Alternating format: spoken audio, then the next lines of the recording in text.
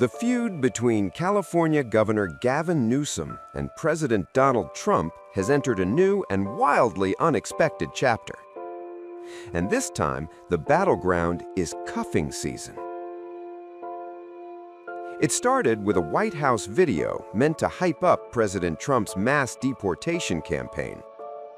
The administration stitched together ICE raid footage, which showed suspects handcuffed and agents kicking down doors, all set to singer SZA's viral cuffing season track from her 2022 Saturday Night Live sketch.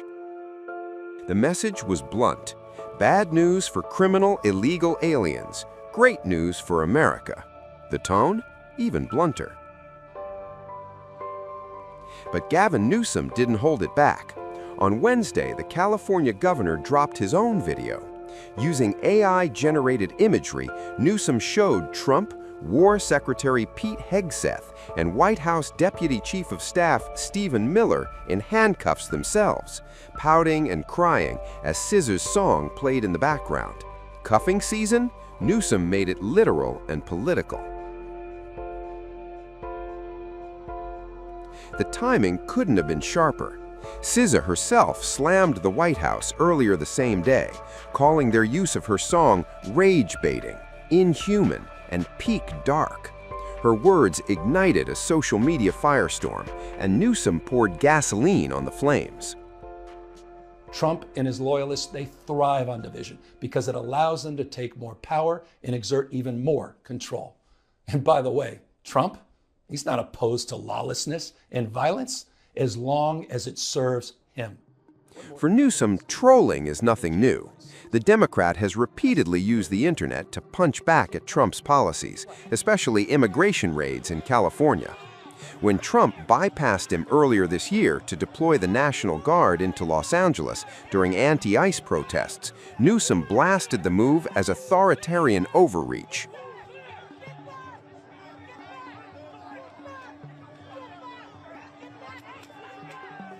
When asked about Stephen Miller, known widely as the architect of Trump's hardline immigration strategy, Newsom didn't mince words. "I think there's a cruelty to him," he said. And then there's Pete Hegseth, the Secretary of War, and another protagonist in the AI cuffing season parody. Recently, he's been under fire after bombshell revelations about U.S. military strikes on alleged drug-running boats in the Caribbean and Pacific. The operations have reportedly killed more than 80 people. A major controversy erupted last month when it was leaked that one September 2 strike in the Caribbean left 2 survivors who were then killed after Navy Admiral Frank M. Bradley ordered a second hit to allegedly satisfy Hegseth's instruction to kill everybody. The White House insists the missions were legal.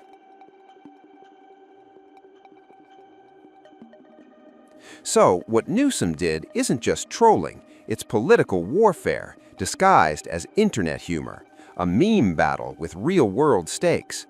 And Newsom's latest shot suggests one thing: this cuffing season, nobody in Washington is safe.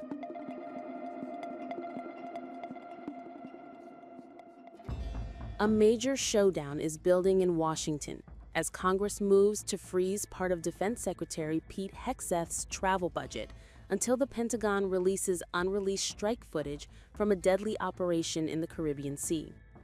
The provision appears deep inside the new National Defense Authorization Act, the nearly $901 billion defense bill that Congress unveils every year and has passed for more than 6 decades. This year's compromise version quietly includes a powerful condition: withhold 1/4 of Hegseth's office travel funds until lawmakers receive full, unedited video of U.S. military strikes on alleged drug smuggling boats near Venezuela. The requirement specifically targets footage from early September, an operation now under intense scrutiny. 2 survivors of the initial September 2nd strike, reportedly waving for help, were killed in a follow-up strike moments later. 2 sources familiar with the video confirm the men were clearly signaling overhead before they were hit. Only a 29-second fragment of the footage has ever been made public, posted on social media by U.S. President Donald Trump. But Congress wants the entire recording, along with long overdue Pentagon reports, including assessments from the Ukraine war. Senior military leaders, Hegseth, Joint Chiefs Chair General Dan Kane, and Secretary of State Marco Rubio are expected to brief congressional leaders and intelligence committee heads on Tuesday. Military officials already held a limited briefing last week, as questions grow about whether the killing of survivors could constitute a war crime. Since early September, U.S. forces have conducted more than 20 strikes on alleged drug boats, killing at least 87 people. The Trump administration maintains the actions are legally justified and central to its counter-narcotics mission in the region. Last week, President Trump said he supported releasing the footage, telling reporters, "Whatever they have, we'll certainly release, no problem." But by Monday, he reversed course, now saying he is comfortable with whatever Hegseth wants to do. Hegseth, for his part, has suggested the video may not be released at all, citing ongoing operations and security concerns. The standoff continues as Congress pushes for transparency, the Pentagon urges caution, and the White House sends mixed signals over one of the most controversial military actions of the year.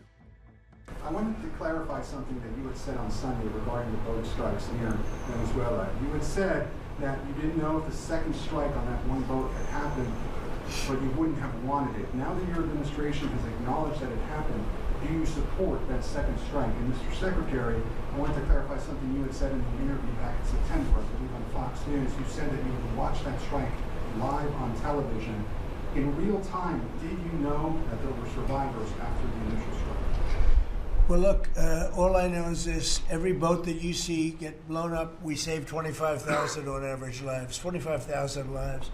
They've been sending enough of this horrible fentanyl and other things like cocaine and other things, but fentanyl right now is the leader of the pack, to kill our entire nation, because a little speck on the head of a pin can kill somebody.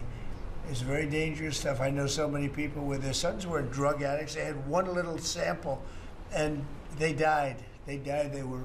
They couldn't believe it. As far as the attack is concerned, I still haven't gotten a lot of information because I rely on Pete.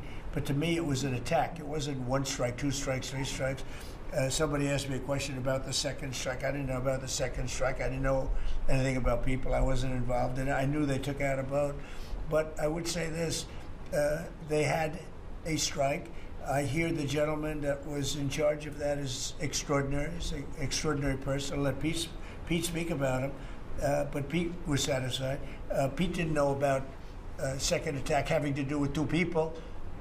And I guess Pete would have to speak to it. I can say this, I want those boats taken out. And if we have to, we'll attack on land also, just like we attack on sea. And there's very little coming in by sea. I think we've knocked out over 90% of it.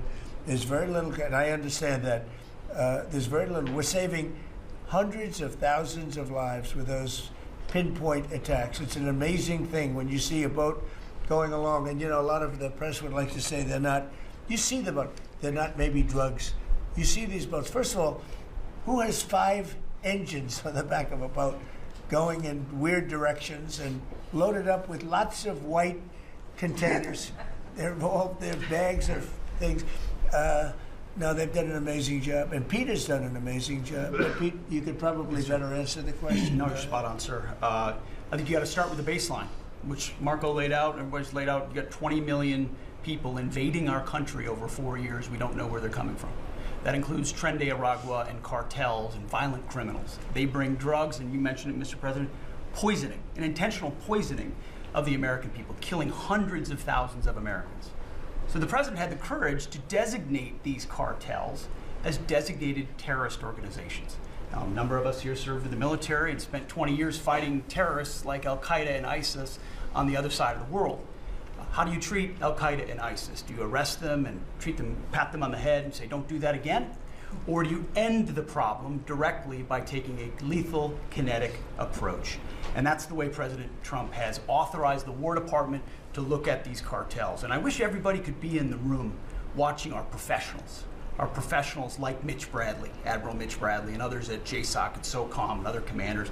The deliberative process, the detail, the rigorous, the intel, the legal, the evidence-based way that we're able to, with sources and methods that we can't reveal here, that make sure that every one of those drug boats is tied to a designated terrorist organization. We know who's on it, what they're doing, what they're carrying. All these white bales are not Christmas gifts from Santa. This is drugs running on four-motor fast boats or submarines that we've also struck. No one's fishing on a submarine. And I have empowered them to make that call. Now, the first couple of strikes, as you would, as any leader would want, you want to own that responsibility. So I said, I'm going to be the one to make the call after getting all the information and make sure it's the right strike. That was September 2nd. There's a lot of intelligence that goes into that, building that case and understanding that, a lot of people providing information. I watched that first strike live. As you can imagine, at the Department of War, we got a lot of things to do. So I didn't stick around for the hour and 2 hours, whatever, where all the sensitive site exploitation digitally occurs. So I moved on to my next meeting. A couple of hours later, I learned that that commander had made which he had the complete authority to do, and by the way, Admiral Bradley made the correct decision to ultimately sink the boat and eliminate the threat. He sunk the boat, and eliminated the threat. And it was the right call. We have his back, and the American people are safer because narco-terrorists know you can't bring drugs through the water and eventually on land if necessary to the American people. We will eliminate that threat, and we're proud to do it. So you didn't see any survivors, to be clear, after that first strike? You personally? I did not personally see survivors, but I stand, because the thing was on fire. It was exploded and fire or smoke. You can't see anything. You got digital. This is called the fog of war. This is what you in the press don't understand. You sit in your air-conditioned offices or up on Capitol Hill and you nitpick and you plant fake stories in the Washington Post about kill everybody, phrases on anonymous sources not based in anything, not based in any truth at all. And then you want to throw out really irresponsible terms about American heroes, about the judgment that they made. I wrote a whole book on this topic because of what politicians and the press does to warfighters. President Trump has empowered commanders to do what is necessary, which is dark and difficult things in the dead of night on behalf of the American people. We support them, and we will stop the poisoning of the American people. And Mr. Secretary, on the second strike, you said it happened more than an hour after the first strike? I couldn't tell you the exact amount of time. Minutes, or you had left the room, is what you're saying? I already stated my answer quite clearly. So remember this, we lost last year, I think it was more than that, but you know, people don't like saying it because they always said 100,000, 115,000, numbers we've been hearing for years. So we lost last year more than 200,000 people, dead people, ruined families beyond the 200,000. And those 200,000, that family will never be the same. But these people have killed over 200,000 people, actually killed over 200,000 people last year. And those numbers are down. Those numbers are down. They're way down. And they're down because we're doing these strikes, and we're going to start doing those strikes on land too. You know, the land is much easier. It's much easier. And we know the routes they take. We know everything about them. We know where they live. We know where the bad ones live. And we're going to start that very soon too. Mr. President, thank you so much, Mr. President. And you know what? When we start that, we're going to drive those numbers down so low. And then you're going to have families be able to live without the fear of their son or daughter just having a pill to have a little fun and ending up dying within a period of 60 seconds, right? No, we're not going to let that happen. We're not going to let it continue to happen. What Biden did to this country by allowing all these people, and I call them animals in many cases, I think they're animals, to come into our country and destroy our country and let all those drugs pour in, let people just walk across the border like it was nothing. You look at them, a lot of them, you know, you say, oh, let's not discriminate. I'm not talking about color. I'm just talking about you look into the eyes of some of these people. We're smart. And you see a killer. Come on in. Just come on in. 11,888 murderers. Many of them committed more than one murder. He allowed them into our country, totally unvetted, totally unchecked. But he also allowed drugs to come in at record numbers. And hundreds of thousands of people a year died. And we're taking those son of a bitches out.